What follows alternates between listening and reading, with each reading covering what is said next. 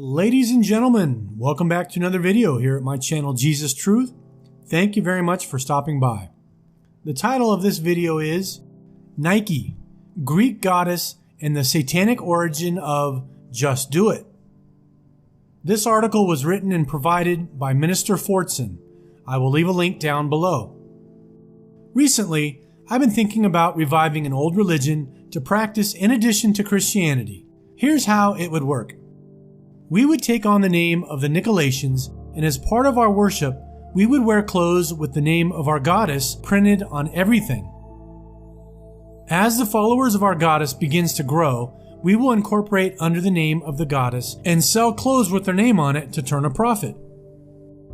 We will then use those profits to hire celebrities to endorse our goddess in order to encourage the youth to stand in line for hours and sometimes days to take the name of our goddess, only after paying us their hard-earned money to do so.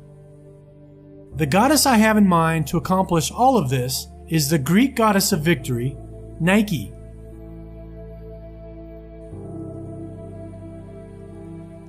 The story that I just told demonstrates a dark but sometimes very true reality. There are sinister forces at work behind the scenes: Lucifer and the fallen angels, the Illuminati, the New World Order, etc., working to convince us that things we wouldn't normally do are okay in the eyes of God.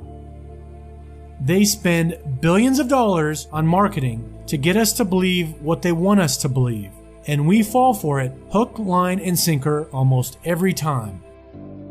However, if they presented it in the fashion like I just mentioned, how many of us would still engage in it? Probably very few of us. Have you ever wondered who the Nicolaitans were? Wouldn't it be interesting if you learned that the entire concept behind Nike, the company, was originated by people that still worship a Greek goddess? How would you feel then about wearing her name on your hats, shirts, shorts, and shoes? Would you give your kids hundreds of dollars to line up to buy the latest Jordans with the goddess Nike's name on them? The greatest spiritual deception is mixed in with things that seem like nothing more than innocent day-to-day activities, such as shopping for new clothes. I know that there are some out there thinking, that's not why I buy Nike. Well, so what? Are you really trying to convince yourself that a shirt with the swoosh is more functional than the same shirt without it? Let's change the name Nike to Satan. Would you still make that excuse and do it then? There is no difference between wearing Satan's name or Nike's name. Both are spiritual entities opposed to God. The Bible tells us that the war we are in is not physical, but spiritual. When Satan questioned Eve in the garden, he had a plan in place already. That plan was to get her to question God. It's easy to avoid all appearances of evil when we choose to do so, but we tend to make excuses when it's something we want to do in disobedience to God. I'm going to take this moment to play devil's advocate.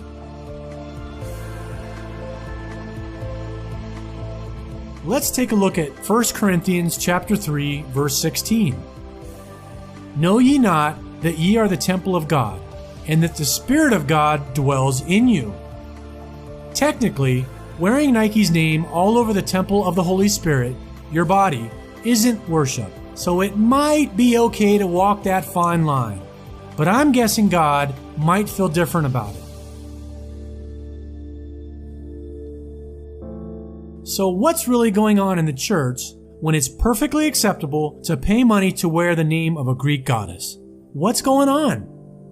I fully understand why the people from the outside looking in will call Christians hypocrites. Jay-Z is called a Satan worshiper for wearing a shirt that says, "Do what thou wilt." But a Christian wearing the name of a goddess is acceptable? The rich and famous are accused of being lovers of money, including selling their souls to Satan. But a Christian celebrating Halloween with their children is acceptable? Homosexuals are said to be living in sin, but Jesus said that whoever gets a divorce commits adultery, and whoever marries a divorced woman commits adultery also. And yet, we don't refer to that as living in sin? maybe we really don't have to keep the first 2 commandments since we are no longer under the law. Heck, why stop at the first 2? Maybe we don't need to keep any of the commandments because that's the Old Testament. In my opinion, it seems like the church is either completely blind to the spiritual warfare going on or we just don't care. Let me really dig into this study on Nike by starting with the Nicolaitans. I've said this before and I'll say it again. It is my belief that the Nicolaitans were worshippers of Nike. Their name comes from the word Nike, which in Greek means victory or conqueror. They were also headquartered in Ephesus, the main center of worship for Nike in New Testament times. Quick fact, Nike is the official goddess of the Olympic Games, and she appears on every Olympic medal that is awarded. I'm also fully aware that many Christians have been taught the tradition that the Nicolaitans were simply conquerors of the people spiritually. But what was it about them that was so bad that God would say the following? So hast thou also them that hold the doctrine of the Nicolaitans, which thing I hate. There are 3 facts we can pick up just from reading that one short sentence in Revelation. Number 1, the Nicolaitans were mixed into the church. Number 2, they taught a false doctrine. And number 3, God hates the Nicolaitans. Again, I stand my position that the Nicolaitans were most likely worshippers of Nike, and their goal was to get Christians to engage in their pagan practices and rituals by blending them with beliefs that were already acceptable. For another reference to God hating the deeds of the Nicolaitans, let's look at Revelation chapter 2, verse 6. But this thou hast, that thou hatest the deeds of the Nicolaitans, which I also hate. Now, let's move on to the origin of the phrase, just do it. I couldn't honestly tell you how many times Christians have told me, just do it. Isn't that the same as the satanic mantra of, do as thou will? They are exactly the same thing when you know where they originated. The origin of both statements comes from someone that had evil intent behind their words. One saying came from a Satan worshiper, do as thou will, and one saying came from a man that murdered 2 people just to do it. I'm going to get back to that in a moment. The reason we are so addicted and will defend Nike is because they have spent billions to convince us all that Nike is simply all about sports. Nike has been worshipped as the goddess of sports for at least 2,000 years, so saying it's about the sports is not a defense. It's an excuse to continue wearing the name of a goddess. Let's just call it what it really is. Again, she was considered to be the goddess of victory, and any athlete in Greece that won would praise Nike for the victory, and they would be awarded with a wreath, the same one on doors at Christmas, but smaller, to mark them as victorious. I think it's pretty clever that they repackaged pagan worship and slapped a sales sticker on it this time. Most people have no clue about the origin of Just Do It, so let's reveal its secret. Just do it. The famous Nike slogan came from a rather unlikely source. Spree killer Gary Gilmore, who received the death penalty for murdering 2 people in Utah in July 1976. Just before a firing squad did their duty, Gilmore was asked if he had any last words. "Let's do it," he simply said.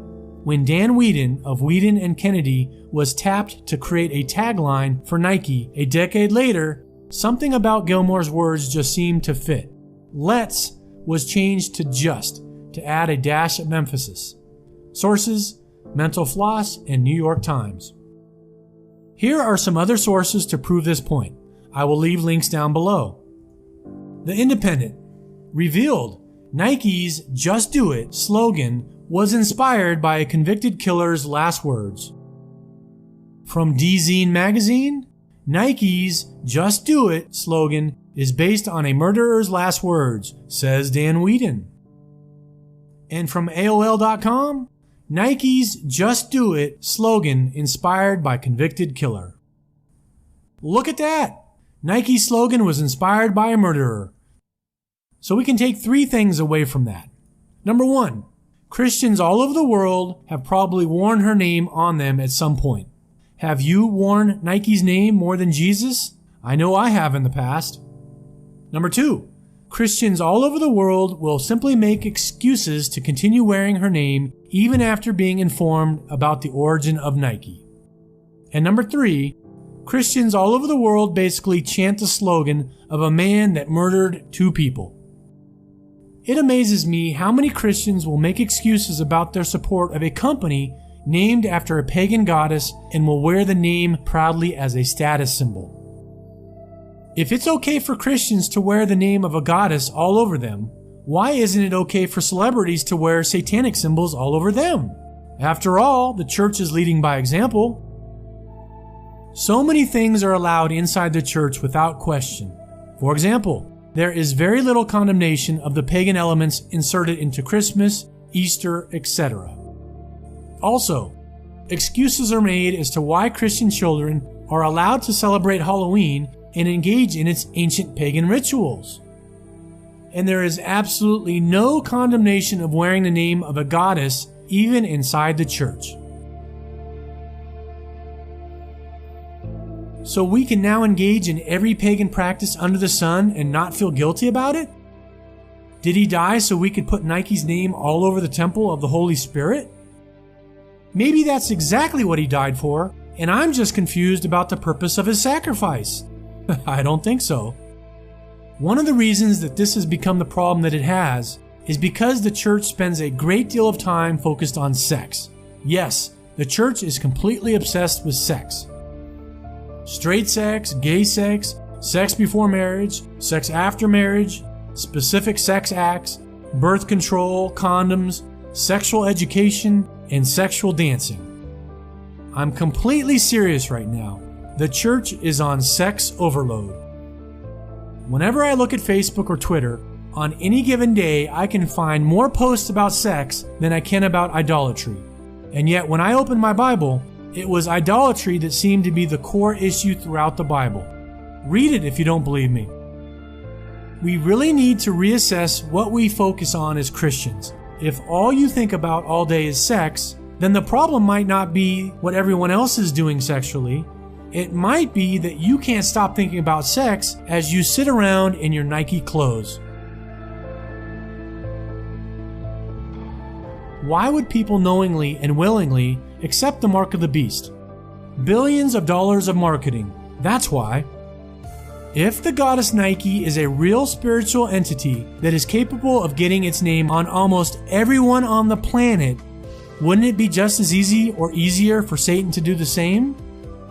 If Nike is a fallen angel, as I believe she is, it might do Satan well to get some marketing and PR advice from her. Ask yourself the following and really consider the answer. Would Jesus wear the name of a Greek goddess on his clothes? Would Jesus put up a Christmas tree instead of celebrating Passover? Would Jesus say, that's the Old Testament, we don't have to worry about that? I'm definitely not saying that Nike is the mark of the beast, but it is very interesting how easily most of the world has accepted Nike without question, simply because a clothing company with lots of money told them to just do it. We really have to question the spiritual state of the church when we can walk covered head to toe with the name of a Greek goddess and get less flack for that than living with the person you intend to marry before you get married. I'll close with the following and let you ring in with your thoughts on the subject.